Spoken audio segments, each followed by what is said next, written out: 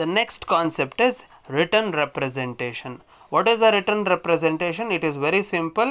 A written document which contains necessary information that an auditor is required is called as written representation. And we were talking about all these things from the beginning of the audit itself. So an audit evidence is an information used by the auditor. If we want to come up with a conclusion as an audit report, it must be based on the information which is given by the company. Why we have to take a written representation? Is there any purpose to obtain these things? Yes. So to obtain representation that a management and those who have the charge with the governance have fulfilled their responsibility in preparation of the financial statement must include these points. First one, preparing the financial statement in accordance with the applicable financial reporting framework, because each and everything comes under a plan or a procedure. Accounting ಇರ್ಬೋದು, auditing ಇರ್ಬೋದು, ಪ್ರತಿಯೊಂದಕ್ಕೂ procedures ಅನ್ನೋದಿದೆ. So whether it is comes under a conceptual framework which is given by accounting standard, auditing standard, IFRS, International Standard of Assurance Auditing. So everything is considered when you are preparing the financial statement. Secondly, providing the auditor with all the relevant information and access to records. It is one of the rights of the auditor that he has the access to check the books of accounts and the financial statement. Whether it is provided to the auditor by the company is also one of the purpose.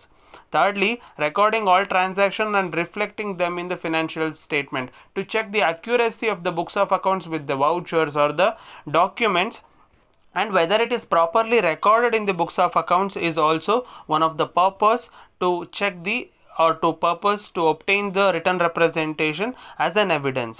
And secondly, to support other audit evidence related to the financial statements if determined necessary by the auditors are required by the ISA. So it is a document which supports all the audit procedures. So what are the objectives of the auditor while he was receiving the written representation? Why he has to receive? For the preparation and fair presentation of the financial statements. So based on those documents, he is going to check the books of accounts. Based on that, he will be verifying the rules, regulations, laws, compliances. Everything is going to be judged based on the written representation of the books of accounts. And to check the completeness of the information provided to the auditor by the management, that is the key. Then to support other audit evidences which is relevant to financial statement or specific assertion in the financial statement is only through written representation, because written representation of the books of accounts are very much essential to arrive at the conclusion, and based on the support of these evidence we could say it is accurate or not. Thirdly, to respond appropriately to written representations provided by the management, because based on the evidence or based on the information which is given by the company or the management, we will be preparing the audit report. So it is one of the document which shows or which we can show in front of the law or justice that based on this I have done the audit treatments. And finally, to respond appropriately if management does not provide the written representation requested by the auditor. If the auditor requests to the company to give a written representation for the documents, if the company if they don't give the written representation of those documents, then you are eligible or you will be having the right to write those things in the audit report. So these are the objectives of the auditor, and requirement is also same, because you are requiring those written representation just to prepare and fair presentation of the books of accounts or the financial statements in accordance with the framework which is provided through Indian AS or IFRS, and also to provide the completeness or the accuracy of the transaction is in the books of accounts. So we now know what is the purpose and objectives or the requirements of a written representation. So the auditor should request the management to provide those written representation concerning the following elements. First one is frauds. So it is one of the secondary objective of the audit, which is to detect and prevent the fraud of the company or the business, which may be misappropriation of cash, goods, and manipulation of accounting. So that written representation is very necessary to assess the risk associated to activities, processes and functions of the organization, disclosure of financial statement and material misstatement. In simple, to avoid fraud in business, written representation is very essential. Secondly, laws and regulation.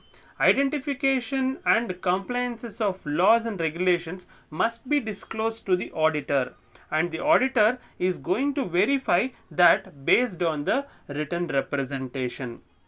Third one is uncorrected misstatement. If the internal control or the internal audit is involved in the company's operation, they will be finding the errors and the frauds within the company.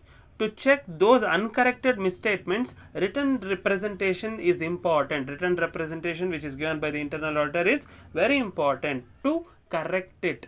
If it is unsolved, those effects or the risk of those identified uncorrected statements are very high.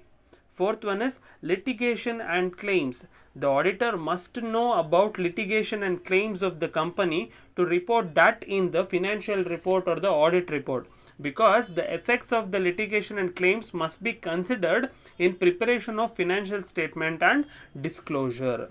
Fifth one is estimates. Estimates are the budgets. The auditor is going to check the estimates and the actual cost in view of the proper plan and implementation's efficiency, to check the effectiveness and the efficiency of the company's plan. This is also one of the identified tool that written representation is very much essential. Then related party transaction. The disclosure of all related party transaction and the disclosure of all related party relationship and transactions of which it is to be aware. The auditor must get the written representation to verify these transactions, which are very important to know whether it is properly imparted in the books of accounts or not. Finally, subsequent events. All the subsequent events requiring adjustments or disclosure required by the applicable reporting framework based on the written representation. Only the auditor can verify the subsequent events, whether it is adjusted or not, whether it can be disclosed or not with the financial statements. The very next or the important topic is circumstances when written representations can be obtained. So we know what is written representation, what is the purpose, objectives, but we have to know when it is needed. So a written representation from management should be obtained for all the financial statements and periods covered by the auditor's report. So for each and every transaction, each and every financial statement, there must be a written representation if it is a full or a complete audit. If the company is given the or is appointing an auditor to do the complete audit, then the written representation has to be given for all the financial statement. If the specific written representations obtained by the auditor will depend on the circumstances of the engagement, and the nature and the basis of presentation of the financial statements are important. So based on the type of audit, if they are doing tax audit, cost audit or a management audit, based on the engagement, based on the nature, based on the basis of presentation of the financial statement, the specific written representations can be obtained. So the auditor should provide a copy of the representation letter to the audit committee if management has not already provided the representation letter to the audit committee. Then the third one, whenever the audit procedure begins, the audit progresses, the audit team will assemble and give a list of those items about which it is appropriate to seek management's representation. ಯಾವ ಒಂದು particular ಟ್ರಾನ್ಸಾಕ್ಷನ್ಸ್ಗೆ management ಕಡೆಯಿಂದ ಒಂದು return representation ಬೇಕಾಗಿರುತ್ತೆ, ಅವನ್ನ audit ಕಮಿಟಿನವರು review ಮಾಡ್ತಿರ್ತಾರೆ, check ಮಾಡ್ತಿರ್ತಾರೆ, are parallelly to the audit procedures they will also be verifying. So during the completion of the auditors procedures, they will be writing to the client confirming the issues about which they were seeking the representation. So the client must formally document and sign a response and send it to the auditor. In simple, based on the request of the auditor, the management has to send the written representation to the auditor. So in which form they have to give? So these are the three forms where the auditor can get a written representation. First one, a letter from the client to the auditor responding to the necessary points. It is common for the auditor to draft a letter to the client, and in simple they need a letterhead from the company or the client. With that letterhead only, they have to approve about the points which the auditor has written in his letter, and the company has to state that is approved, and they have to sign it. That is the first letter which they are going to take as a written representation. Or a letter from the auditor to the management seeking a necessary points, and the management signs the same letter, and they may acknowledge also. So without any letterhead, for the auditor's letter they can go for a acknowledgement. And finally, minutes of a meeting where representations were made orally, because the solutions or decisions made orally, which can be signed by the management at the later part. Based on the minutes of meeting, the auditor is going to extract those information because it was done orally in the meeting and that is written in the minutes. For that minutes copy, the auditor must take a signature from the management or a board of director who is responsible for the preparation of the books of accounts.